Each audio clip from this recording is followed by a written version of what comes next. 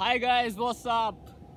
I hope you all doing fine. I'm really excited to be here at National Stadium Karachi, and this is absolutely amazing. You can see behind me the building which is right now is renovating by the staff by PCB and all the major people of this cricket stadium.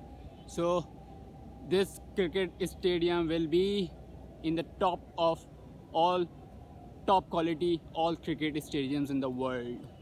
This is the news which is very popular these days. PSL 4 is going to take place here, and AB de Villiers is a part of it, which is a very big achievement by PSL Karachi, PSL Pakistan.